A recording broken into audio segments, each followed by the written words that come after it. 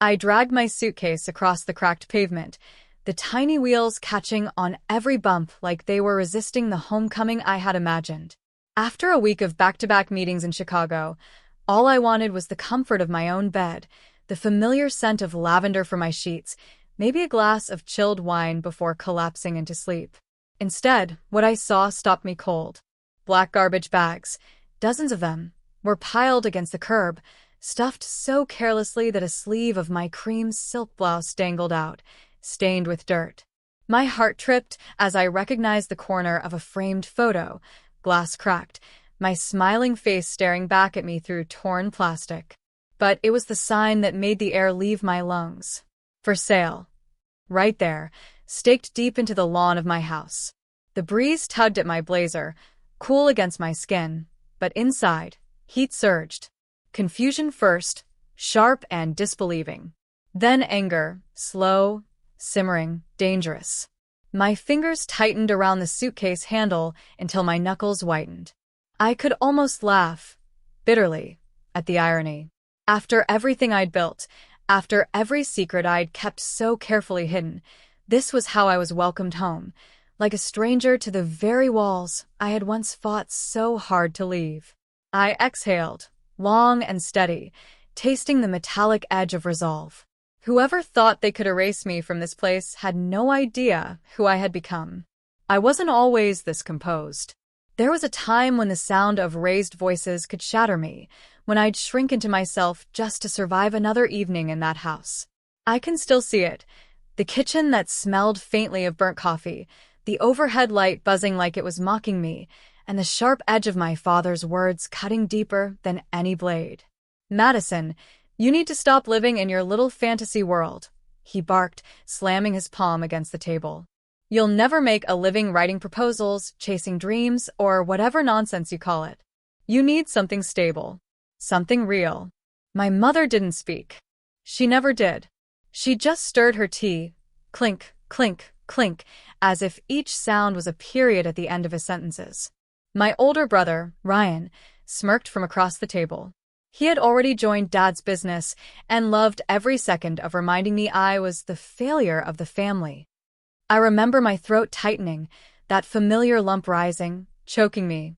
My hands trembled as I clutched the wooden chair, nails digging into the grain. "I don't want your version of stable," I managed, though my voice cracked. "I want a life that's mine." Ryan laughed. Dad shook his head, disgust etched into his features.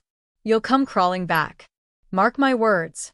When you fall flat, don't expect us to pick you up." For a second, I thought I might collapse right there.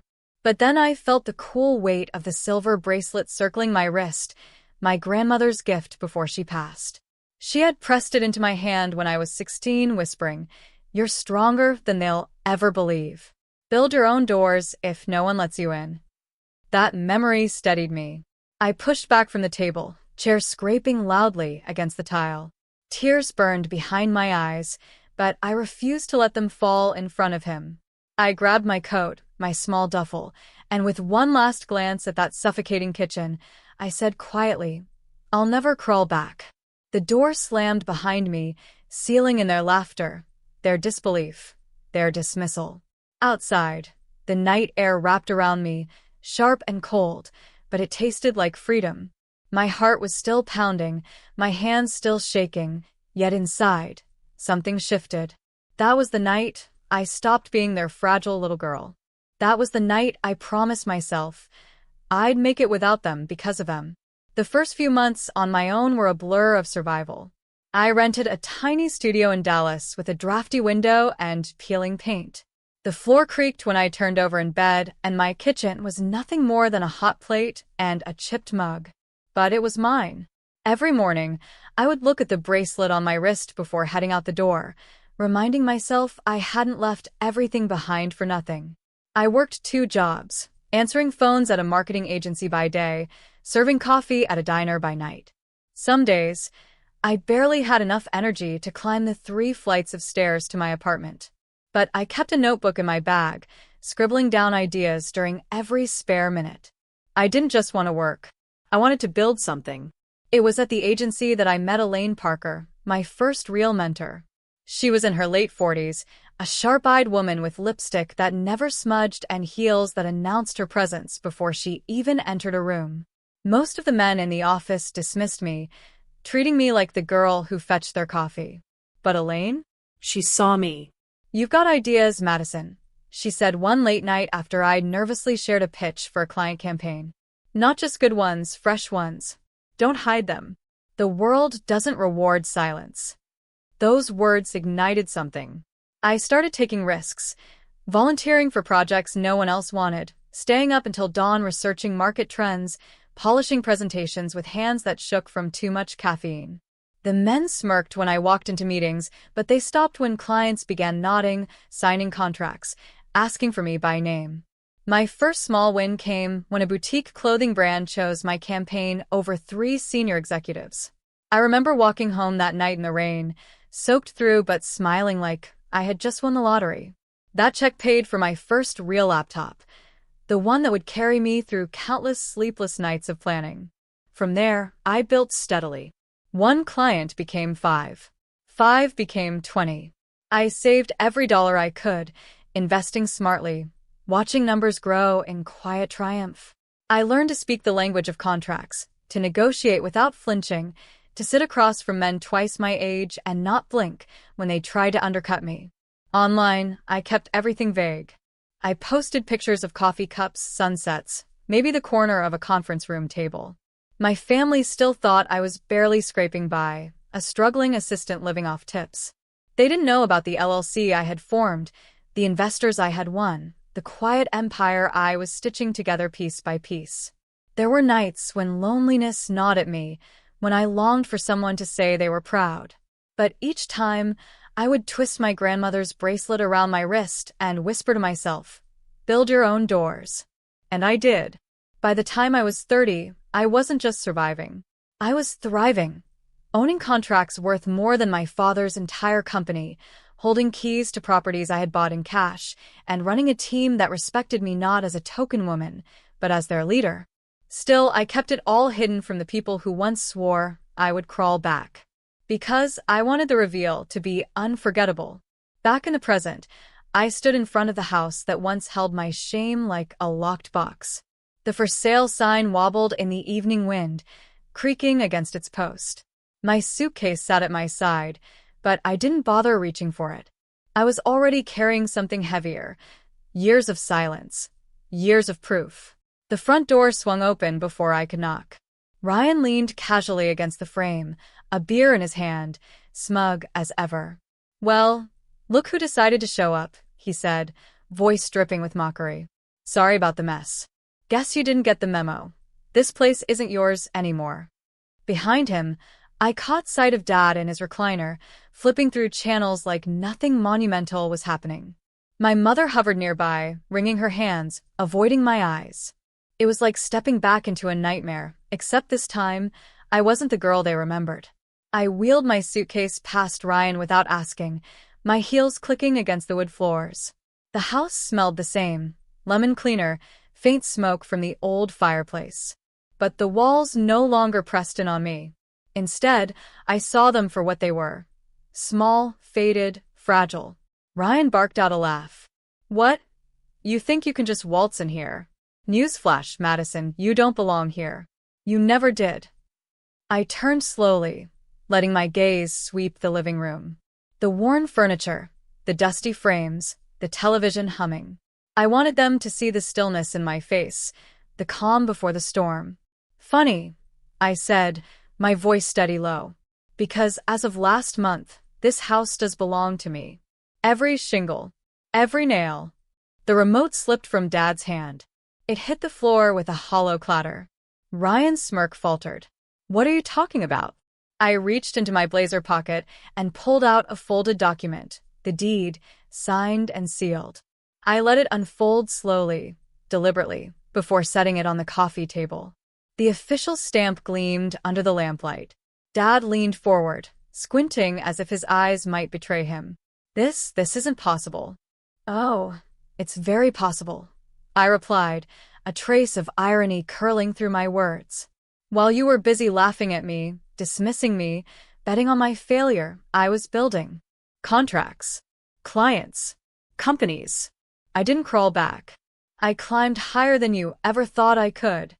Silence swallowed the room. My mother's lips parted, trembling as though she wanted to speak, but didn't dare. Ryan stared at me, pale, his jaw slack. I walked further into the room, running my hand along the mantel where family photos once stood. Now it was bare. This house was always just a cage for me. You tried to throw me out, erase me, sell off the last proof I existed here. I turned, locking eyes with Ryan. But you forgot I know how to buy back what's mine. And a whole lot more.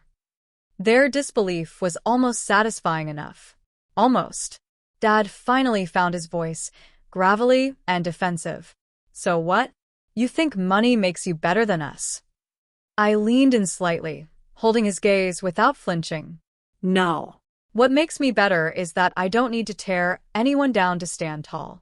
What makes me better is that I learned to survive without you and thrive in spite of you. The weight of my words lingered, thick in the air. For once, they were speechless. And for the first time in years, I felt the power shift settle squarely into my hands. The silence stretched, broken only by the faint hum of the television still glowing in the corner. I let it hang there, heavy, before I spoke again. You tried to decide who I would be, I said softly, almost like I was reminding them of a forgotten truth. You told me I'd never make it, that I'd come crawling back. But here we are. And you're the ones standing on ground I own. Ryan's face flushed red. This is a joke.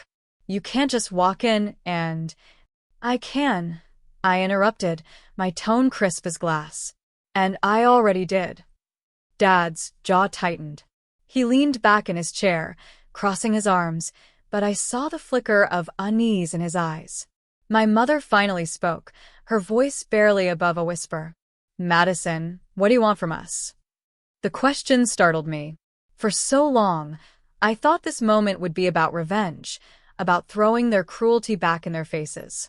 But now, standing there, I realized I wanted something sharper than vengeance.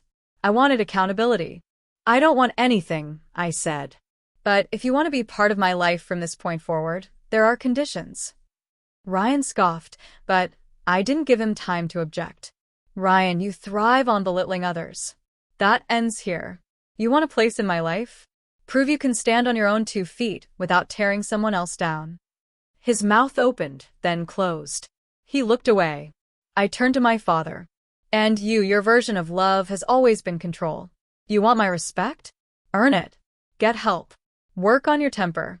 Until then, you don't get to sit in my life like a king holding court. Dad shifted uncomfortably, his jaw working like he was grinding down his own words. Finally, I looked at my mother.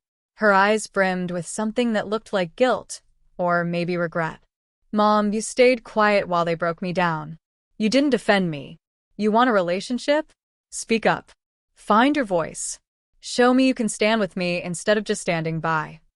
Her lip trembled, and she nodded faintly. I stood straighter, rolling the tension from my shoulders.